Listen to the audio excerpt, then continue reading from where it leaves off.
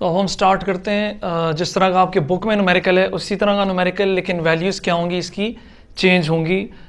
जो बुक में दी गई हैं मैसेज वगैरह, क्योंकि वो मैसेज से रिलेटेड, अगर आप इस इक्वेशन को यानी लिमिटिंग और एक्सेस रिएक्टेंट वाले इस इक्वेशन को देखें और उस न्यूमेरिकल को देखें तो आपको K2CR2O7 का मैस 200 ग्राम दिया होगा, H2SO4 को 200 ग्राम दिया होगा, और उस पर उसने क्वेश्चन मांगा होगा कि मैस ऑफ ऑक्सीजन कितना प्रोड्यूस होता है और मैस ऑफ रिएक्टेंट अनरिएक्टेड, और वो जो एक्सेस रिएक्टेंट है, मैस ऑफ एक्सेस रिएक्टेंट यहाँ लिख लें कि एक्सेस रिएक्टेंट जो है वो अनरिएक्टेड फॉर्म में जो रहता है उसका मैस फाइंड करें। ये वो क्वेश्चन है उनका।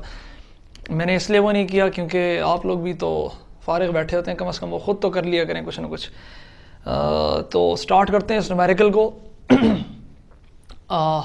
लेकिन टॉपिक पे जाने से पहले चैनल को सब्सक्राइब कीजिए, नीचे दिए गए बेल के आइकन को दबाइए ताकि हर नई आने वाली वीडियो आपको बर वक्त मिल सके, और शेयर कीजिए। जितना आप लोग शेयर करेंगे उतना ज़्यादा मैं मोटिवेट रहूँगा। बहुत सारे बच्चे हैं जो इवन मुझे होमवर्क वगैरह भेज रहे हैं, और इंशाल्लाह चैप्टर के एंड होने पे एक स्टूडेंट ने मुझे बताया कि यार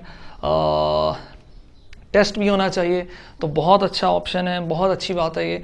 और वाकई जब मैं ये चैप्टर ख़त्म करता हूँ तो इंशाल्लाह काफ़ी अच्छा ट्रिकी सा 3 क्वेश्चन का एक पेपर होगा, मतलब आप समझेंगे असाइनमेंट होगी, और उससे आपके बहुत सारे कंसेप्ट क्लियर हो जाएंगे। तो वो भी मैं बोर्ड पे डिस्प्ले कर दूंगा और आप लोगों ने उसको सॉल्व करना है, और ख़ुद सॉल्व करेंगे, उन्हें कहीं से ढूंढे भी इवन आप लोग, ओपन बुक होगा, जितना आप लोग उसको कंसेप्ट अप्लाई करके आसानी से सॉल्व कर सकते हैं ज़्यादा अच्छा है। अच्छा, स्टार्ट करते हैं। जो मैस है हमारे पास 882 ग्राम मैस ऑफ K2CR2O7 दिया हुआ है और 588 ग्राम ऑफ H2SO4 दिया हुआ है। मैं हमेशा ऐसी वैल्यू मैथ्स में रख रहा होता हूँ जिसमें मेरे पास कोई फ्रैक्शंस में वैल्यू ना आ रही हूँ, वो वैल्यूज़ आ रही हूँ जो मोल को कैलकुलेट करने में आसानी हो और आप लोगों को भी समझाने में आसानी हो।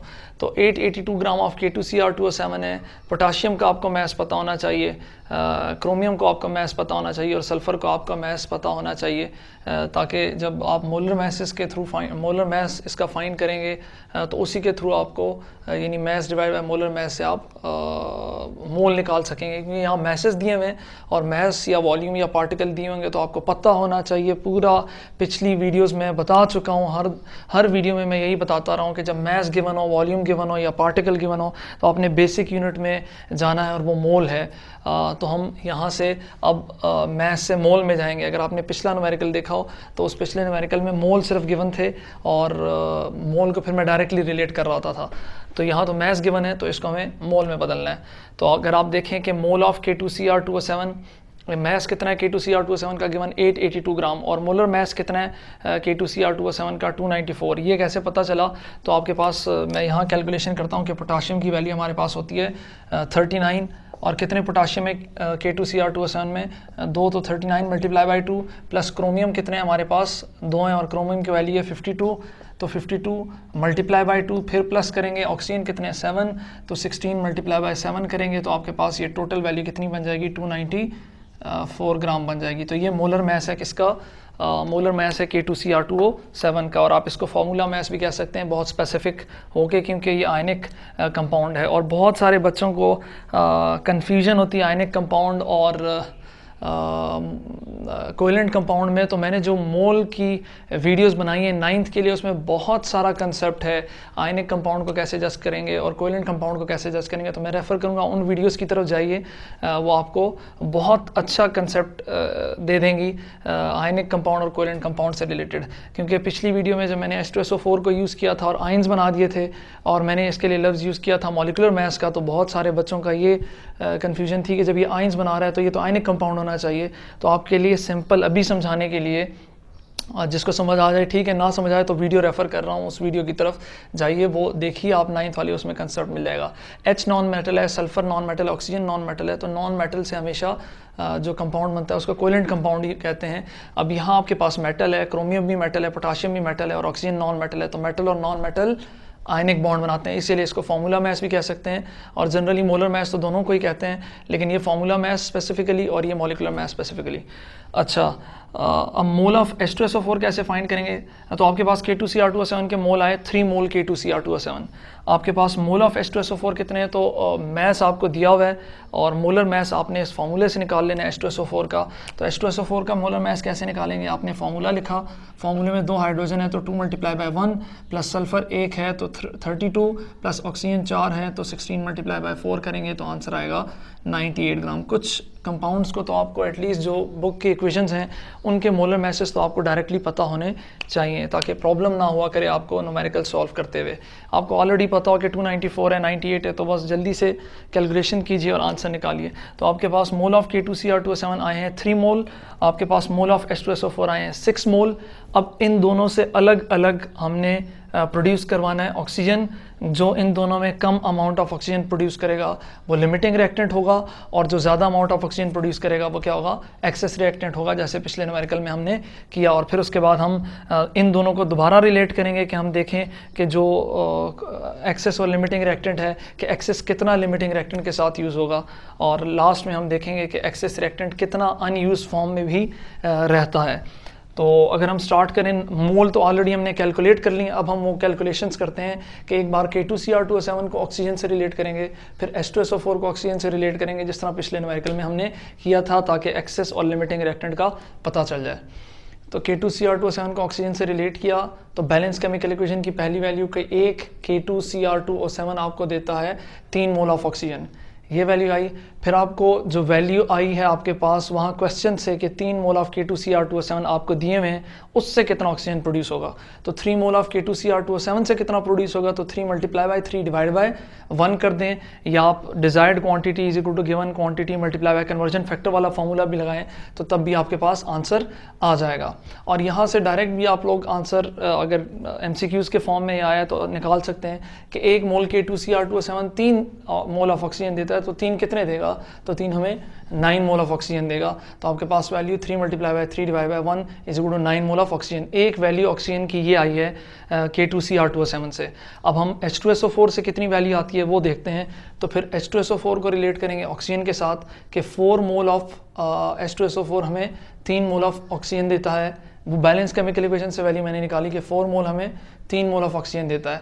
तो जो वैल्यू हमारे पास गिवन है H2SO4 की क्वेश्चन में वो 6 मोल के बराबर है। 6 मोल ऑफ H2SO4 मुझे कितना देगा? तो 3 × 6 डिवाइड बाय 4 करूँगा तो मेरे पास 4.5 मोल ऑफ ऑक्सीजन आते हैं। तो किससे ऑक्सीजन कम प्रोड्यूस हुए? फिर सल्फ्यूरिक एसिड से। पिछले न्यूमेरिकल में भी सल्फ्यूरिक एसिड लिमिटिंग रिएक्टेंट था, इसमें भी सल्फ्यूरिक एसिड क्या हुआ? लिमिटिंग रिएक्टेंट हुआ, क्योंकि सल्फ्यूरिक एसिड से कम ऑक्सीजन प्रोड्यूस हो रहे हैं, कम मोल ऑफ ऑक्सीजन, यानी less mole of oxygen produce हो रहे हैं। तो जिससे less mole of oxygen produce होंगे वही हमारा लिमिटिंग रिएक्टेंट होगा। तो H2SO4 लिमिटिंग रिएक्टेंट है और K2Cr2O7 आपका एक्सेस रिएक्टेंट है।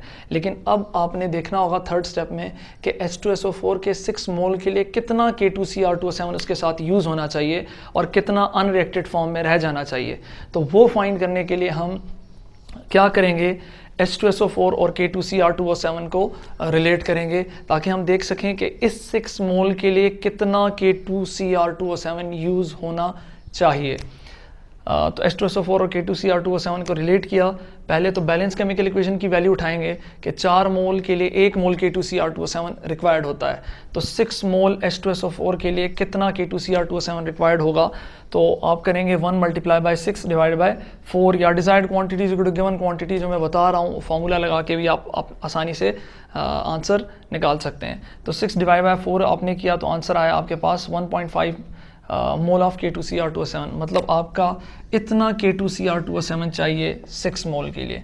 और इवन अगर बहुत अच्छे बच्चे हैं और बहुत ज़्यादा कंसेप्चुअल हैं तो वो यहाँ से भी निकाल सकते हैं कि 4 मोल के लिए 1 चाहिए, तो इसकी वैल्यू आपने 6 कर दी है, 0.5 बढ़ा दिए तो इसकी वैल्यू भी 0.5 ही बढ़ेगी। कैसे 0.5 बढ़ाई? कि 4 का डबल 8 होता, तो 4 की जो 6 तक बढ़ाई है वैल्यू तो 0.5 टाइम्स ही बढ़ी है। इसका मतलब इसमें भी 0.5 का चेंज ही आएगा। यानी हाफ टाइम आप कह सकते हैं कि हाफ टाइम ये वैल्यू बढ़ाई है तो हाफ टाइम ये वैल्यू ही इंक्रीज होगी। तो आपके पास 1.5 मोल ऑफ K2Cr2O7 क्या होता है? यूज़ होता है 6 मोल ऑफ H2SO4 के लिए, और 6 मोल ऑफ H2SO4 जब 1.5 मोल ऑफ K2Cr2O7 के साथ रिएक्ट करता है तो कितने मोल ऑफ ऑक्सीजन प्रोड्यूस करता है? 4.5 मोल ऑफ ऑक्सीजन प्रोड्यूस होते हैं। तो इसका मतलब इतने ऑक्सीजन प्रोड्यूस होंगे, ये वाले ऑक्सीजन प्रोड्यूस नहीं होंगे, क्योंकि H2SO4 लिमिटिंग है, वो सिर्फ कितना रिएक्ट करके, यानी अपना आप को 100% रिएक्ट करवा के सिर्फ 4.5 ही बना सकता है ऑक्सीजन के मोल, इतने नहीं बन सकते। तो जो बाकी अमाउंट रह जाएगी एक्सेस रिएक्टेंट की, वो कितनी होगी, वो फाइंड करने के लिए हम क्या करेंगे, जितनी यूज़ हो गई है और जितनी हमें क्वेश्चन में गिवन थी, हमें K2Cr2O7 के मोल गिवन थे 3, और कितनी यूज़ हो गई उस 3 में से 1.5 मोल ऑफ K2Cr2O7। तो 3 माइनस, अगर आपने फाइंड करना है मोल अनरिएक्टेड ऑफ K2Cr2O7 तो 3 माइनस 1.5 कीजिए, 3 माइनस 1.5 आपको देगा 1.5 मोल ऑफ K2Cr2O7। और उसने तो मांगा है mass of reactant, mass of reactant mole नहीं मांगे हुए कि mass of excess reactant find करें। हमने अभी तक एक्सेस रिएक्टेंट के मोल फाइंड किए हैं। तो 1.5 को अगर आपने मैस फाइंड करना है तो फिर वो मैस वाला फार्मूला लगाइए, जो मोल का फार्मूला है मैस से रिलेटेड। तो मैस इज इक्वल टू मोल हमारे पास कितने हैं, 1.5 मल्टीप्लाई बाय K2Cr2O7 का मोलर मैस है 294। तो जो आंसर आया वो आपका मैस ऑफ अनरिएक्टेड सब्सटेंस होगा, ये रिएक्टेंट का होगा। ये था एक्सेस और लिमिटिंग रिएक्टेंट से न्यूमेरिकल। ये इतने टफ न्यूमेरिकल नहीं है, अगर आपने वो किए हुए हो तो ये आपको आसानी से समझ आएंगे। जो पिछली वीडियोस में मैंने करवाए हुए हैं आसानी से आपको समझ आ सकते हैं। मैं आपको इसी से रिलेटेड क्वेश्चन दे देता हूँ, वो आप खुद सॉल्व कीजिए असाइनमेंट के तौर पर। देखें, मोल का क्वेश्चन मैंने कर लिया, जो मोल ऑफ K2Cr2O7 भी दिए हुए थे और H2SO4 भी दिए हुए थे। अब मैंने मैस दिया हुआ है दोनों का और क्वेश्चन मैंने सॉल्व किया। इसी तरह आपको वॉल्यूम दे सकता है और आपने वॉल्यूम और पार्टिकल की वैल्यू दे सकता है। तो आपको मैं यहाँ क्वेश्चन लिख देता हूँ कि आपको ये असाइनमेंट के तौर पे करना है कि आपको कभी कभी वॉल्यूम भी दे सकता है वो, और कभी कभी पार्टिकल भी दे सकता है। तो अगर सपोज मैं कहूँ कि आपको मैं 88 डेसीमीटर क्यूब ऑफ K2Cr2O7 दे रहा हूँ और इसी तरह उसके साथ 70 डेसीमीटर क्यूब ऑफ H2SO4 दे रहा हूँ। वैसे ये वॉल्यूम में नहीं होते, लेकिन फिर भी चूँकि ये सॉलिड्स होते हैं तो सॉलिड्स के इतने, ये तो फिर भी सॉल्यूशन में, लेकिन वो सॉलिड में होगा तो इसीलिए उनके वॉल्यूम नहीं रिलेट किए जाते। कभी भी गैसेस वगैरह के वॉल्यूम रिलेट किए जाते हैं, लेकिन खैर हम क्वेश्चन सॉल्व कर रहे हैं, थ्योरेटिकल काम कर रहे हैं, प्रैक्टिकली ऐसा नहीं होता।